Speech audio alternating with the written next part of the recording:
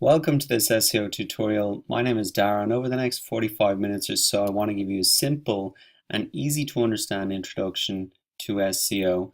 I've worked with hundreds of clients across 41 different countries, and the most common question I get is, how do we get to the first page of Google? And it's a valid question because 95% of web traffic goes to the first page of Google. So if you can get on the first page, you're going to get a lot more visitors to your site, which means really more customers and more money in your pocket. And if you can get to the first spot on the first page, you get 33% of all search traffic for a particular keyword. So that's really why SEO is exciting, and you get it for free, which is brilliant as well.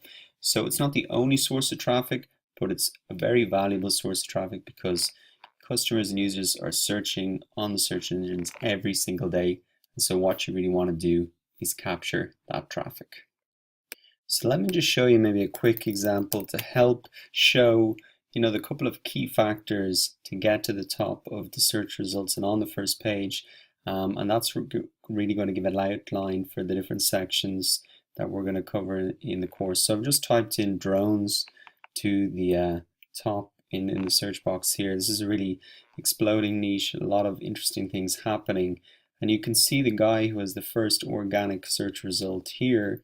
You might be wondering, well, how did he get to the top of the search results?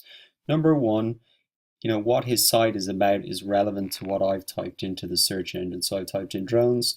You can see in the title tag of the page there's drones. You can see in the URL there's drones. You can see in the description there's drones. So Google knows that this site is about drones, and so it's matching it to my search.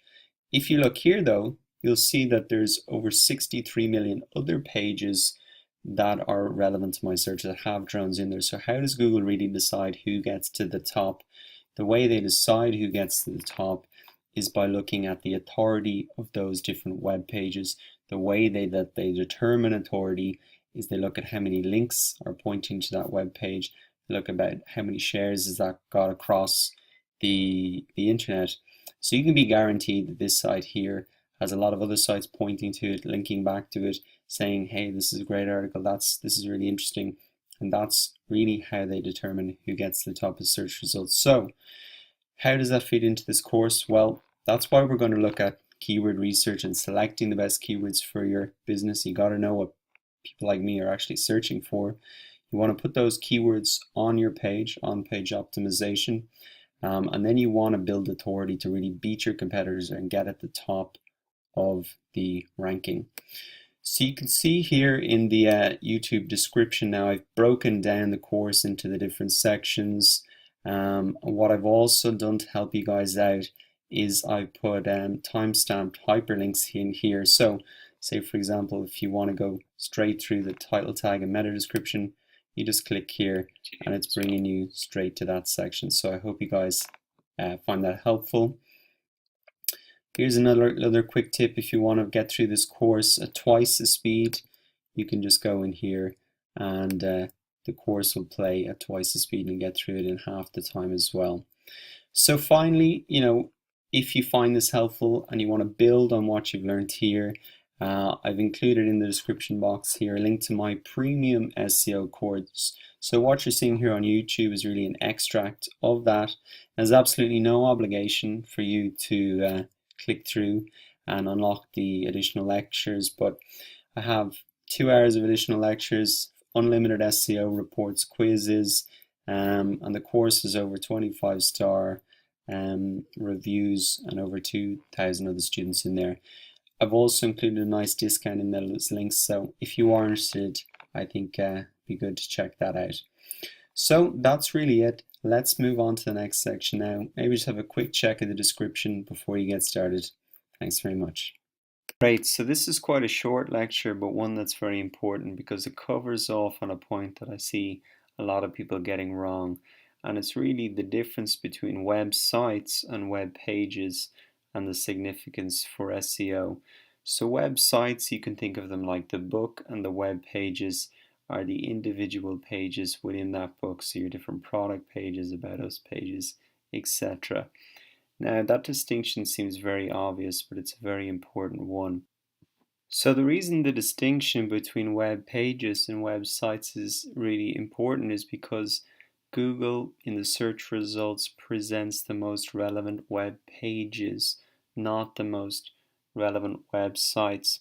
So as you can see, I've typed in digital cameras here, and it's come up the individual page on the Best Buy website for digital cameras. And the reason is then because this is more relevant to what I'm searching about. But I guess the point is a lot of people don't think about keyword research, they don't think about on-page optimization, they don't think about building authority for individual pages. They think about it just, I want to get my website to #1 in Google. So really the point that I'm making here is for the course and the materials that you're learning in it, we need to think about it in terms of individual pages. It doesn't have to be every page on your website, but the pages that you want to rank for, you should engage all of these strategies. So up to now we've learned that keywords really are at the heart of SEO. It's what we're going to optimize on our site. We're going to put these keywords in the specific locations on our page, and then we're also going to build authority around these keywords. We're going to try and attract links back from different sites around the internet, and we're going to have these keywords in the links. So it really is, at the heart of SEO. What you've got to remember though is that when you pick a keyword, you're essentially picking a fight. So, for example, if you pick a keyword shoes, you could be going up against some of the biggest retailers in the world with $1 million budgets and teams of people working on SEO. So that's not a fight that you're going to win. You're not going to get on the first page of Google for a keyword as specific as that. So you've got to be smart. You've got to have a strategy, and that's really what keyword research is about. It's going out and looking for things that your competitors have overlooked, and finding little gems that have good volume but are not that competitive, and that's really the name of the game. So if I've said that you're not going to be able to rank and get to the first page for a specific term like shoes, what are you going to be able to get to the first page of Google for? So to help explain that, I'm going to talk about 3 types of keywords, and 2 of these types of keywords are the ones we're really going to be focusing on. So first type of keyword is the head keyword, and as we said, this is a specific one-word phrase, huge amount of search volume for that and competition, but usually the conversion rate is pretty low. The reason is because if somebody types in something like shoes into Google, it's not clear whether if they want men's shoes, women's shoes, kids' shoes, brown shoes, black shoes. There's just it's not clear what their intention is. So although there's huge amount of volume and competition, the conversion rates are not that good. Anyway, we're probably never going to be able to rank for something like that. So what we want to focus on are keywords called body keywords, and in the graph this is the body part of the graph. Usually these are 2 to 3 word phrases, something like men's shoes, and not as much search volume, but a lower amount of competition and probably a higher probability of conversion because it's more specific. Men's shoes, it's more clear what their intention is, and if that keyword's on your page, then a higher chance that they're going to convert. So the final type of keywords and keywords that we want to look at as well are long tail keywords. So the long tail is the long tail of the graph here. Not as much volume, a lot of very individual searches, but they make up 60 to 70% of the total searches for that particular niche. So what we want to do is target the less competitive body and long tail keywords, and we can do that either as a single term, or we can try and get a portfolio of keywords. So you might be able to rank number one for 5 or 10 different keywords. The volume individually could be small, but as a whole, that could even outweigh the search volume for the most competitive terms. So those are really the strategies that we're going after in terms of our whole SEO strategy and the keywords that we want to look for in our keyword research. Welcome back to the course. So in this lecture, what I want to do is introduce you to the Google Keyword Planner tool. Essentially, this is a free tool that's going to give us almost all of the information we need to make informed decisions about which keywords are best for our business. So really, we just want to go over there, and I'm going to get you orientated, show you the different features. Keep in mind that this tool was built for AdWords and paid search, so there's some features there that aren't going to be relevant to us, and I'm going to point them out. Great, so step one to using the Google Keyword Planner tool is to get access to it. And in order to do that, you have to set up a Google AdWords account. Again, that's free.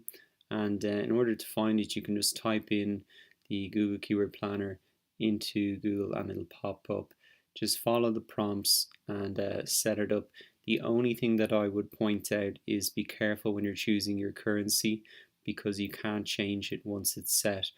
So don't make the mistake like I did. I set up my AdWords account when I was abroad, and it set it up kind of automatically in the currency that I was in, and I didn't change it. And so I had to set up a new AdWords account if I wanted to see it in a currency that I'm more familiar with. So I just set it up again in USD. I think that's probably the best, especially if you're selling to a global audience. It's just a good reference point to have. But perhaps if you're a local business, you can just have it in the currency of your particular country. So once you sign into AdWords, you're going to see this screen, and then you can just go to Tools and Keyword Planner. And what you're going to be presented with here is 4 different options. 3 of them are really relevant to us. The one that isn't relevant is Get Traffic Forecasts for a list of keywords. That's a feature that's specific to AdWords and people who want to advertise with AdWords. So let's have a look at the first one. And really, we just want to get orientated here and just get a bit of an overview of what everything is. So here is where you can really enter in specific keywords. And what I recommend doing is maybe putting in 1 to 3. Try and be specific. If you put in something very broad like cars, all you're going to see is really competitive keywords for that. So you want to try and make it specific and essentially what you think people will be typing into Google. So another way to generate ideas is to put in your home page or a specific web page or a blog article that you have. That'll really throw up ideas for you. A great way to use this section is to put in a high-ranking competitor and see what keywords people are typing in to really land on that page. Another thing you can do is use this product categories section. So this will pull keywords from Google's database, and you can narrow it down quite a lot. Just say consumer electronics, let's say GPS and navigation, GPS devices. So that's just an example, but it shows you how deep you can kind of go into it if you want. Great, so once you have filled in 1 or all 3 of these sections, what you can do then is move on to targeting. And you can target it by location and language, and if you want to, just on Google or Google and the search partners. So that's its display network, including YouTube. So I mean, locations, you can get quite deep into it as well. You can do specific countries or specific regions, and then language. Say if you wanted to target say Brazil, then you can just put in Brazil there and Portuguese. So there's also options to customize your search. So you can if you want to do average monthly searches, they say above 1,000 searches, you can put it in there, or say below 10,000, you can put it in there as well. Suggested bid is again This is something that gives an indication of how well these keywords convert. So you might want to put it a suggested bid above, say $1 or $2. And then competition high, medium, low. Let's go into that a little bit more detail, and then you can come back and change those settings if you want. Keyword options as well, I'd be inclined to just leave these all off, but you can maybe narrow it down if you're finding that your search is just too many unrelated keywords. Great, so we've just finished then the orientation of the first option within the keyword planner tool. Let's just quickly review the two other options, and we'll be able to get through these a lot quicker. This is the option to get search volume for a list of keywords. So this is really a list of keywords that you already have, and then you want to determine the actual search volumes for them. So all you need to do is choose the file, upload it there, and again you've got some of the options there for targeting. Great, so let's look at the final option, which is multiple keyword lists. This is probably the one I use less frequently, but it can be great for e-commerce because it really allows you to mash up a lot of different words and get a lot of different combinations. So what I've done in this example here is just really put in a couple of different colors, a couple of different brands, and a couple of different products that they make. And really what we want to see is what combination of those has the highest search volume. So let's have a look. So red Nike sneakers has the highest monthly searches in all locations, which is 390. Red Nike shorts as well, 390. And as we move down, we can see the least popular for average monthly searches is well, it goes down to grey Puma hoodies, which gets less than 10 searches a month. That's what that means if that's blank like that.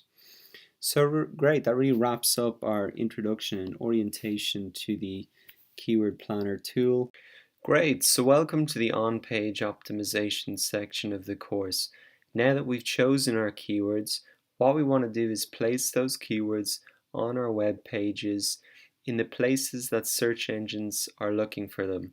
If we do this, the search engines are going to index our web pages a lot more accurately, and as a result, we have a much better chance of appearing at the top of the search results for those particular terms. So as well as keyword placement, we're going to look at some of the other factors that are important for on-page optimization. And so by the end of this section, you'll understand the anatomy of a perfectly optimized page, and you can use this as a blueprint going forward. Just remember that this section is called on-page optimization, not just on website optimization. So this is a process and a blueprint that you're going to follow for every new page that you publish, whether it be your home page, landing page, blog posts. This is a process that you're going to continually use over and over on an individual page basis. So the first part of on-page optimization that we want to look at is URL optimization, and really I guess the message here is that search engines treat URLs the way that real humans would. So essentially you want to make them readable, you want to make them keyword rich, and you want to make them short.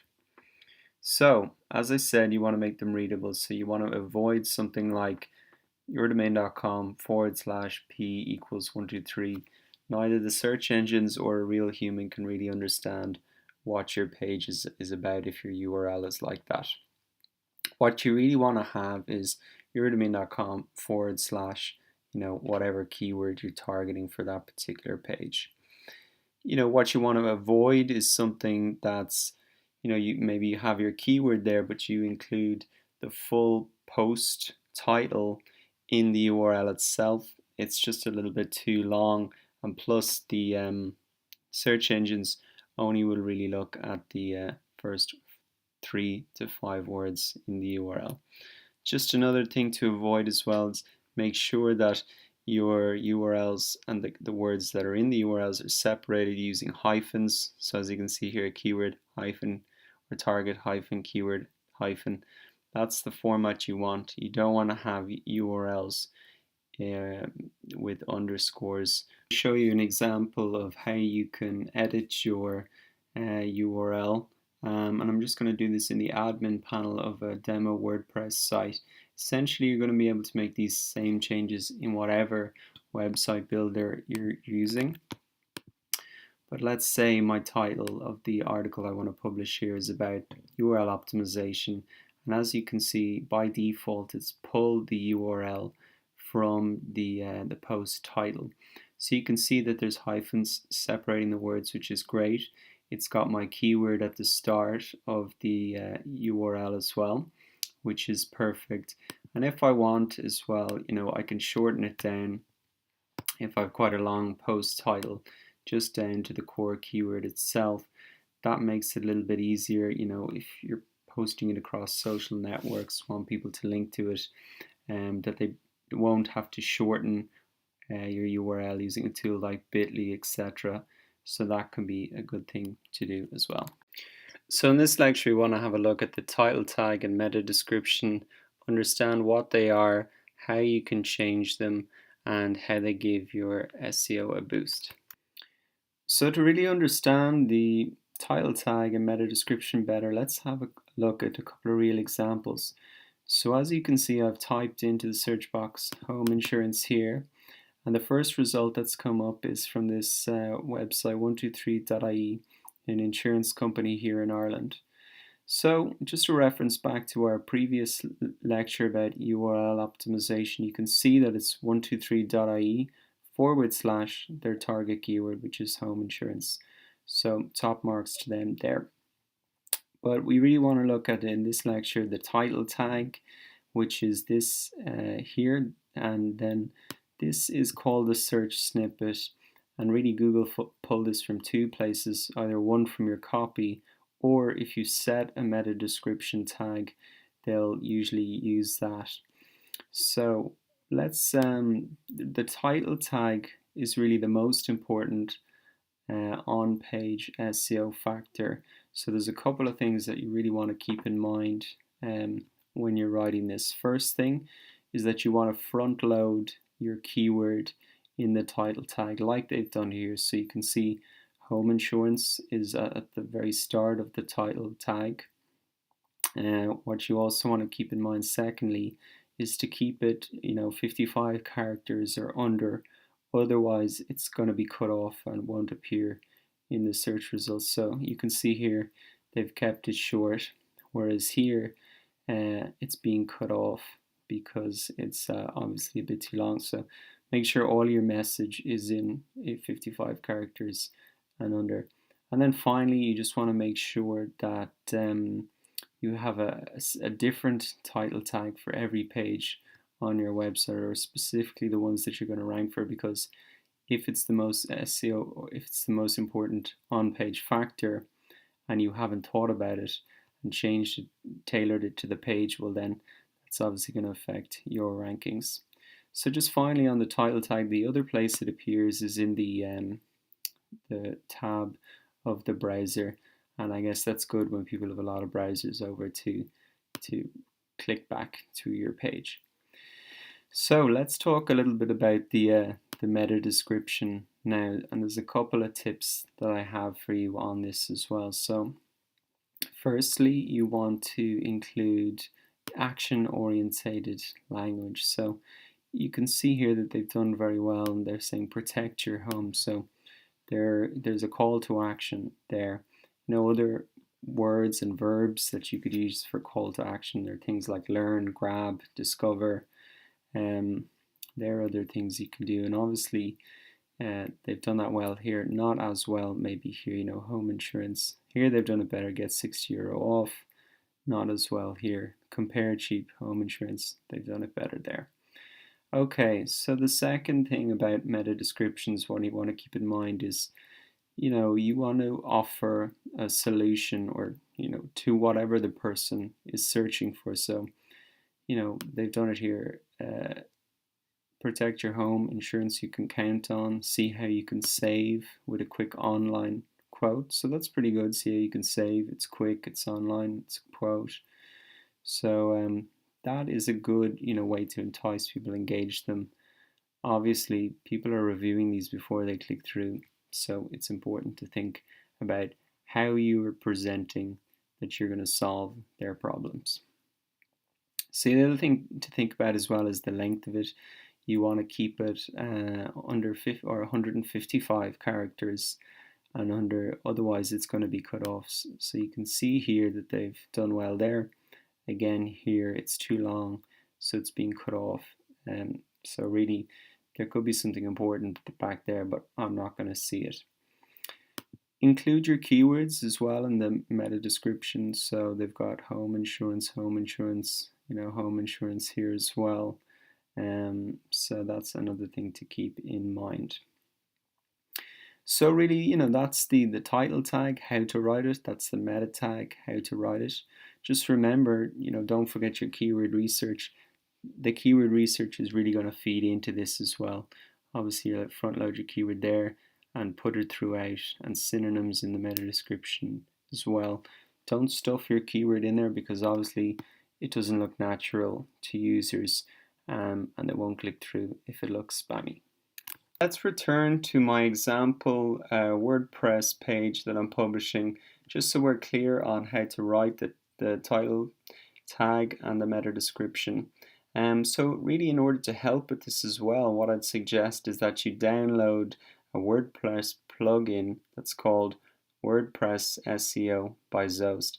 And the way that you find this and install it is really go to Plugins, Add New, and you can search for WordPress SEO by Zoast and install it. Once you've got it installed, this is really what it's going to appear like at the bottom of your page. And so you can see that the SEO title is really being pulled from the title that I've typed in there. So that seems good and in the right amount of length. Then the meta description, you can also type that in here as well. And they've got 49 characters left. So obviously I could flesh that out and work on it a little bit more. But as you can see, I've started with an action word, and it's including my keywords as well. So this is roughly what it's going to appear like in the search results. What's also cool about this tool is that it does a little check for you against the keyword that you're trying to rank for. So we can see that it's in the page title, it's in the URL, it's in the meta description. So that's all extremely positive. It's obviously not in the content yet because I haven't written any content yet.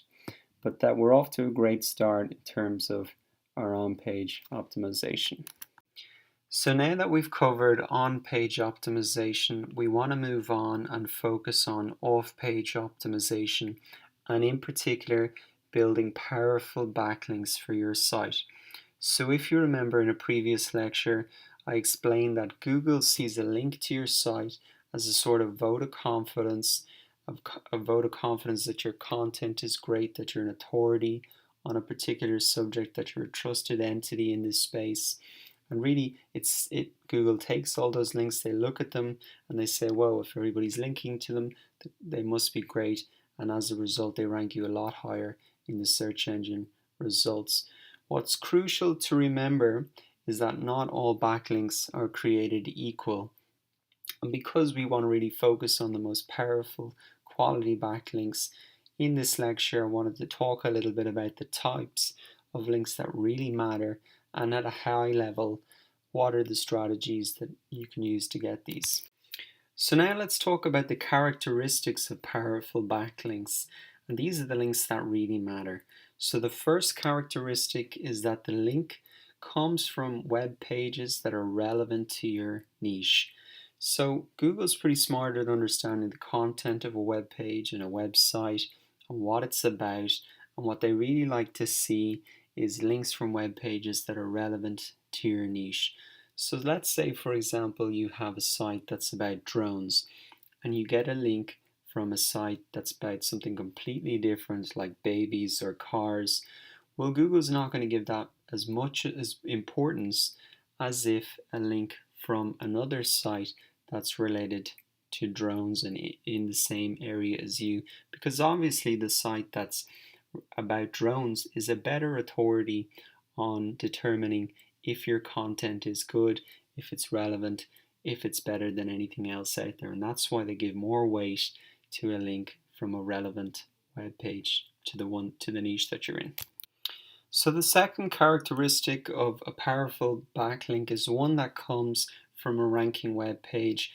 Obviously, a vote that comes from somebody who's already got a lot of authority is a great indication that your content is good, and this is why it's so important to try and target web pages that have authority, that are in your niche, and get links from them. Now, the third characteristic of a powerful backlink is one that uses anchor text effectively. So I've spoken about anchor text before. Really, that's just the text that the hyperlink is contained within. So here's an example. I've got click here, that's the anchor text, and then I've just got google.com, that's the link in there. So really, the reason that anchor text is so important is because Google sees this as an indication of what your site is really about. So instead of just having anchor text like click here, what we really want to try and encourage is to have our keywords in the backlinks that people are linking back to our site. And that really gives Google a good indication of what our site is about.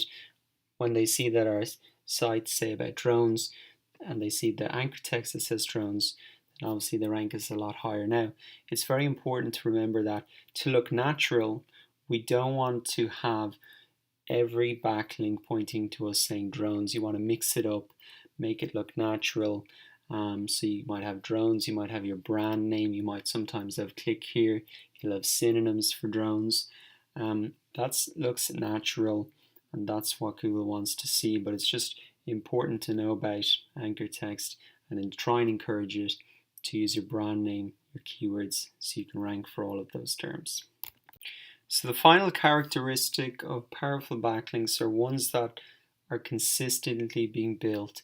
This looks organic to the search engines, like you're growing, that your business is getting better. So it's important not just to build a load of backlinks in 1 month and have none the next month.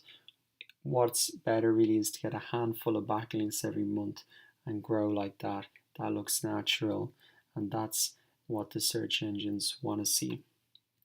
So really, to sum it up, we want to focus on quality links. We don't want to focus on just low quality loads of links.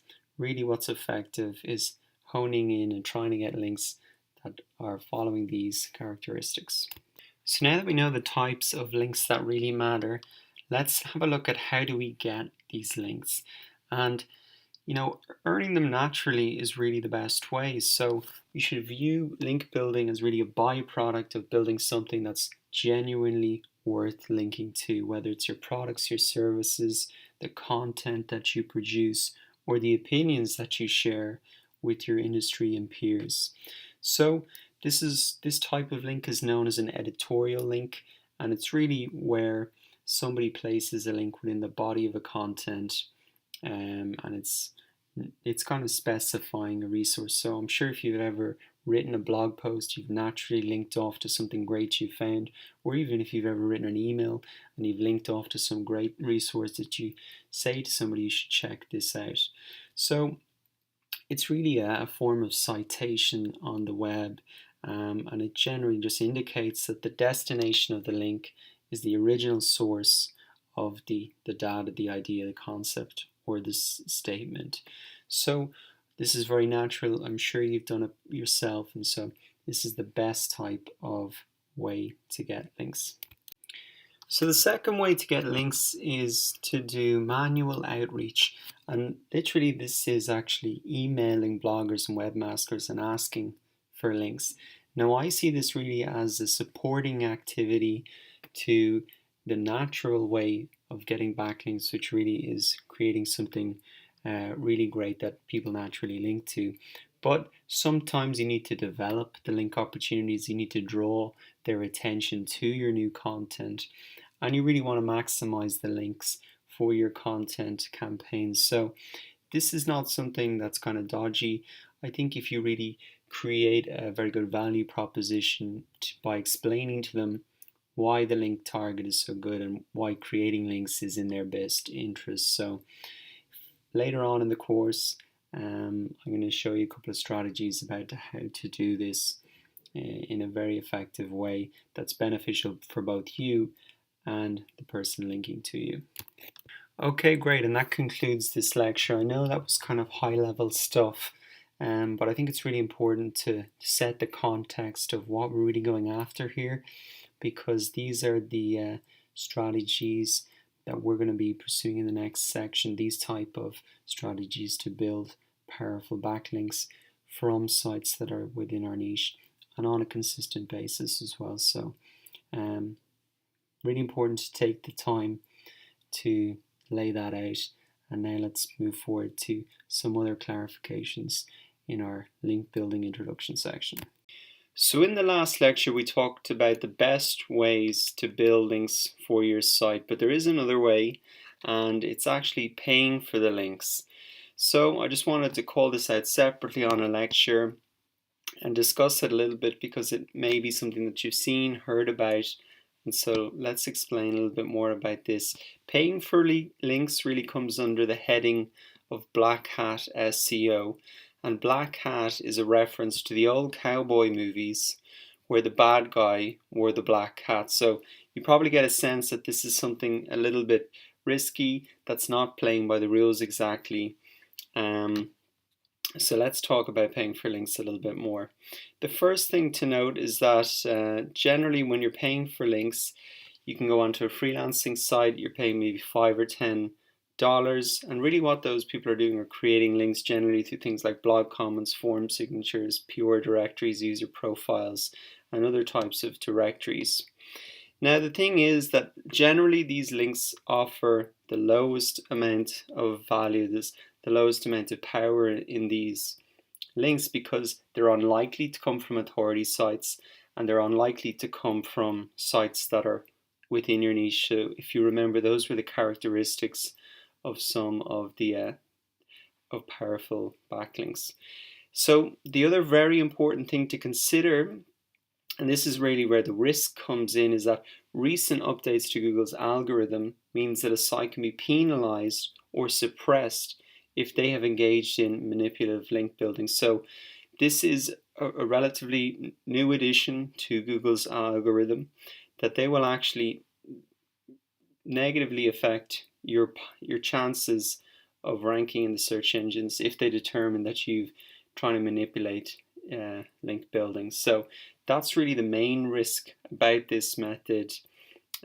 What I thought would be interesting is to maybe show you an example of where things can go wrong. And I had a client that had bought a link building package from one of these freelancing sites, and I'm going to show you that it's very obvious to anybody that this is very manipulative, looks very unnatural. So let's have a look at that. Great, so this is the client that I was saying that had bought the backlinks package, and this is just a screenshot because I didn't want to kind of show who it was. But essentially this is I've used a backlinks checker tool. It's called Ahrefs Site Explorer. We're going to look at this, how to check backlinks profile, a bit more in more detail in a further lecture. But really important point here is that you can see that this looks very unnatural. They have almost no links, then a huge surge in a very short space of time, and then a lot of them have dropped off as well. So you can see that a lot of the do follow links, these are the blue ones, the new links, were then subsequently lost. So it looks very unnatural, and if we can see it so obviously like this in a backlinks checker tool, you can be sure that Google picked up on this as well. So another interesting point is when I pulled an SEO report for these guys, I saw that the top 5 keywords on their site were Viagra, Cialis, Levitra. These are all types of drugs, I think. So obviously what happened is when the person who bought, when the guy who owns the site, he handed over the login details to the backlinks guy. What the guy actually did was then put a load of links on this guy's site pointing to all these other sites about Viagra, etc. So the double whammy of confusing Google in terms of SEO on-page optimization about what your site is about, because they have all these new keywords in there, plus as well the bad reputation that looks all these spammy sites pointing to you now. So question is then, how do you get rid of these links that are pointing you from around the internet?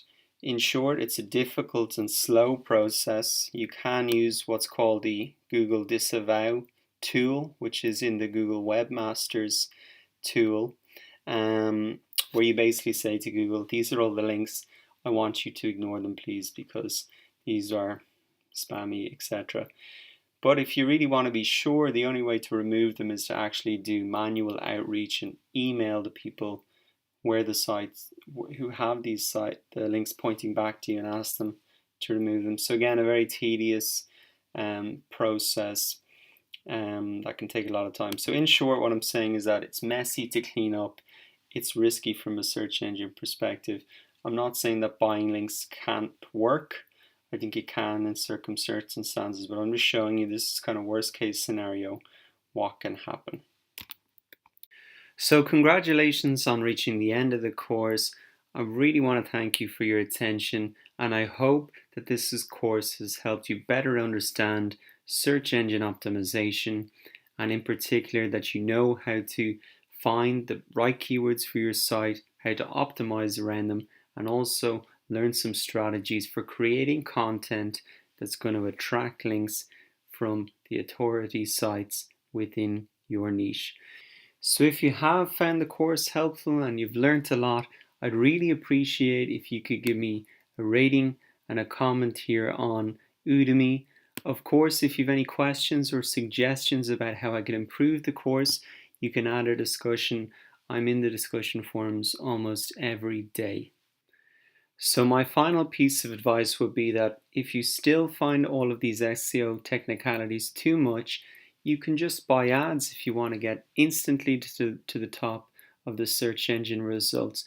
Google and the other search engines will be delighted to promote your site and feature you in the sponsored area on the search engine results page. Just remember that you're going to have to place your ads around certain keywords, so perhaps review the keyword section of the site. So that's really it, guys. Don't forget to ask questions and write your reviews, and thanks again for your attention.